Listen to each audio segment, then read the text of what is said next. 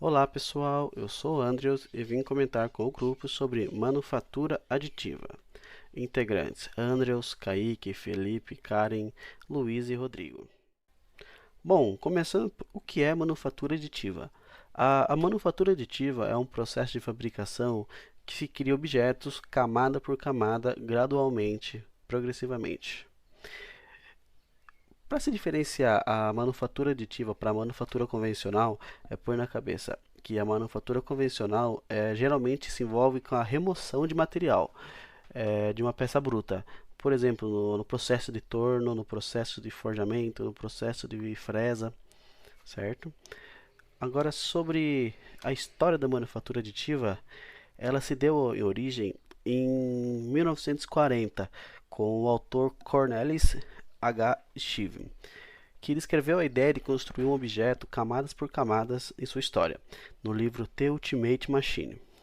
Porém, muitos anos depois, foi no Japão, especificamente em Nagoya, que a primeira tecnologia de camada de impressão 3D foi desenvolvida. E desde aí em diante, essa tecnologia foi sendo aprimorada pelos anos e até o momento que nós conhecemos ela. Quando falamos em processo de manufatura aditiva, podemos dividir em quatro tipos de processos.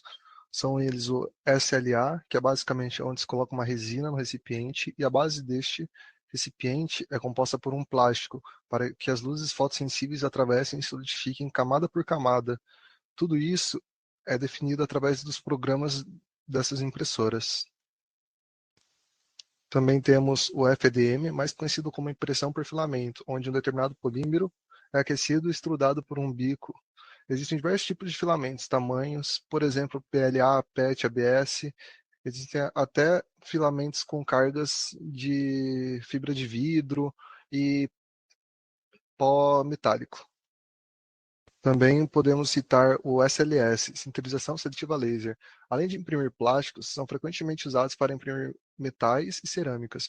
O material de impressão para a impressora SLS vem em forma de pó e dentro da máquina há um dispositivo de rolo que deposita continuamente novas camadas de material bruto sobre as parcialmente sintetizadas. E para finalizar, temos o DMLS. Para começar, o funil da impressora DMLS é preenchido com pó de metal e em seguida os aquecedores da impressora levam o pó a uma temperatura próxima à faixa de sinterização da liga. A impressora usa um gás inerte que protege o pó aquecido e a peça à medida que ela é construída. A construção começa com a aplicação de uma fina camada de pó metálico na plataforma de construção. O laser então inicia seu caminho para essa camada, derretendo as camadas de modo seletivo, transformando o pó em um sólido. A sequência de aplicar uma camada e derreter continua até a conclusão da peça. Olá, meu nome é Felipe Aires e falarei um pouco sobre os materiais de impressão 3D. Separamos esses materiais em quatro categorias: materiais comuns, plásticos para engenharia e indústria, resinas e materiais metálicos. Começando pelos materiais comuns, nós temos o ABS, que é um material termoplástico amplamente utilizado nas impressões 3D. Ele é conhecido por sua resistência mecânica, resistência ao calor e facilidade de impressão. Temos o PLA, que é um material termoplástico feito a partir de materiais renováveis, como amido de milho. Ele é conhecido por sua facilidade de impressão e facilidade de manuseio. Por último, nessa categoria temos o PETG, que é um material termoplástico, que é um híbrido entre o PLA e o ABS. Ele possui resistência mecânica do ABS e a facilidade de impressão do PLA. Na categoria de materiais classificados como plásticos para engenharia e indústria, temos o policarbonato, também chamado de PC, que é um material termoplástico conhecido por sua alta resistência mecânica, resistência ao impacto, resistência ao calor e transparência. Ele é frequentemente usado em aplicações que exigem peças fortes e duráveis, como componentes de automóveis, equipamentos médicos e lentes de segurança. Temos o nylon, que é um material termoplástico conhecido por sua alta resistência mecânica, resistência ao desgaste e flexibilidade. Ele é frequentemente usado em aplicações que exigem peças fortes e duráveis, como engrenagens, rolamentos e peças de máquinas. Temos o PCABS, que também é um material termoplástico, que é, na verdade, uma combinação de policarbonato e ABS. Ele combina as melhores propriedades de ambos materiais, oferecendo alta resistência mecânica, resistência ao impacto, resistência ao calor e facilidade de pressão. Temos o PCISO, que é um material termoplástico composto de policarbonato com injeção de sílica. Ele oferece alta resistência mecânica, resistência ao impacto, resistência ao calor e resistência química. Por último, temos o PCU, que é o polisulfona. É um material termoplástico conhecido por sua alta resistência mecânica, resistência ao calor, resistência química e resistência à abrasão. Ele é frequentemente usado em aplicações que exigem peças fortes e duráveis, como componentes de aeronave. Outra categoria de materiais, na verdade, são as resinas, começando pelas resinas termolíticas, que são materiais de impressão 3D que se solidificam quando expostos ao calor. Elas são frequentemente usadas para criar peças com alta precisão e detalhe. Passando para as resinas fotossensíveis, que são materiais que se solidificam quando expostos à luz ultravioleta. Elas são frequentemente usadas para criar peças com alto detalhamento e cores vivas. Temos também as resinas apóxi. As resinas apóxi são compostas por duas resinas que se endurecem quando misturadas. Elas são frequentemente usadas para criar peças com alta resistência mecânica e resistência química. E por último, temos materiais de borracha, que são elásticos e flexíveis. Eles são frequentemente usados para criar peças que precisam de amortecimento ou absorção de impacto. E chegamos à última categoria, que são os materiais metálicos. Temos por primeiro os materiais metálicos inoxidáveis, que são compostos de ferro, cromo e outros elementos. Eles são conhecidos por sua resistência à corrosão, resistência ao calor e durabilidade. Temos o alumínio, que é um metal leve e resistente, que é conhecido por sua condutividade térmica e elétrica. Ele é frequentemente usado em aplicações que exigem peças leves e duráveis. Em seguida temos as ligas de titânio, que são compostas por titânio e outros elementos, como alumínio, o vanádio e o nióbio. Elas são conhecidas por sua resistência, leveza e biocompatibilidade. Em seguida temos o cobre, que é um metal condutor de calor e eletricidade, que é conhecido por sua resistência à corrosão. Ele é frequentemente usado em aplicações que exigem peças condutoras e duráveis. Por último, nós temos os metais preciosos. Os metais preciosos, como o ouro, prata e platina, são conhecidos por sua resistência à corrosão, condutividade térmica e elétrica e brilho. Eles são frequentemente usados em aplicações que exigem peças duráveis e decorativas. Eu, Luiz Felipe, vou falar sobre as regulamentações.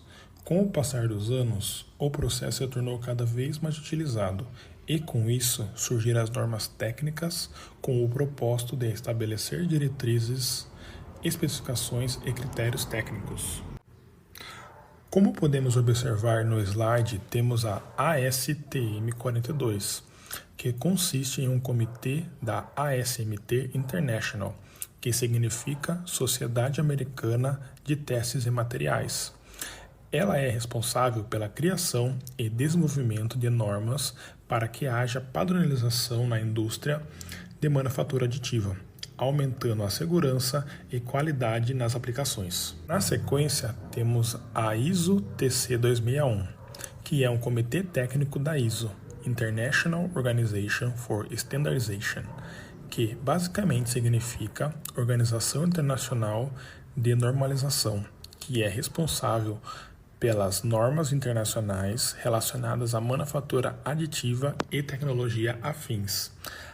TC 261 tem como objetivo o desenvolvimento de normas que englobam materiais, processos, equipamentos, testes e segurança, com o propósito de promover a uniformidade e a qualidade em escala global. E por último, temos a ABNT CEE 261, que é a norma utilizada aqui no Brasil e segue o mesmo modelo citado anteriormente, trazendo desenvolvimento de padrões que definirão as diretrizes, usuários e fabricantes de tecnologia de impressão 3D.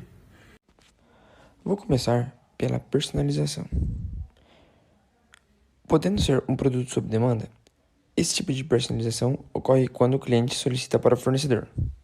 Um bom exemplo disso é na medicina, onde os médicos solicitam seus implantes médicos personalizados. Outra forma é o design paramétrico. Pode-se entender as propriedades funcionais das peças como a flexibilidade e a densidade. Agora vou falar sobre a economia de material, começando pela minimização de recursos, onde na manufatura aditiva é usada somente o necessário, é diferente de alguns métodos de usinagem convencional. Ainda falando sobre as vantagens da manufatura aditiva, também pode-se pontuar a prototipagem rápida. Uma delas seria o ciclo de desenvolvimentos curtos, que permite que os protótipos e modelos conceituais sejam criados rapidamente, acelerando o processo de design e desenvolvimento do produto. Mais um deles seria o testes iterativos. Com a criação de protótipos, é mais rápido e acessível aos engenheiros, podendo realizar testes e interações com mais facilidade. Agora vou falar um pouco sobre a complexidade do design. Uma delas seria a forma geométrica complexa. Bom, não possui limitações de usinagem tradicional, que significa que objetos com formas complexas podem ser produzidos sem custos adicionais. A integração de componentes também pode ser feita facilmente com a manufatura aditiva. Peças que normalmente exigiram várias etapas de montagem podem ser impressas em uma única peça, reduzindo a necessidade da montagem. A aplicação da manufatura aditiva pode ser feita nas áreas da saúde, na área da automobilística e na área aeroespacial. No próximo slide, teremos algumas empresas nas quais utilizam a manufatura aditiva atualmente, que seria a SKF, a Metso e a CBA. Olá, meu nome é Karen e eu vou falar um pouco sobre os desafios e limitações da manufatura aditiva. Referente ao custo inicial, a aquisição de equipamentos de impressão 3D e materiais associados pode ser cara, o que pode ser um obstáculo para pequenas empresas e empreendedores. Referente à qualidade e precisão. A qualidade e a precisão das peças impressas em 3D podem variar dependendo da tecnologia, dos materiais e das configurações. Peças com alta precisão muitas vezes requerem processamento adicional.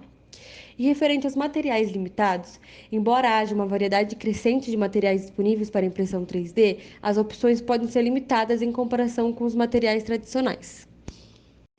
Com tudo isso que foi mostrado neste trabalho, podemos concluir que a manufatura aditiva é uma tecnologia promissora, que oferece muitos benefícios, como customização, redução de prazos e economia de material. No entanto, enfrenta desafios relacionados à qualidade, velocidade e custos iniciais.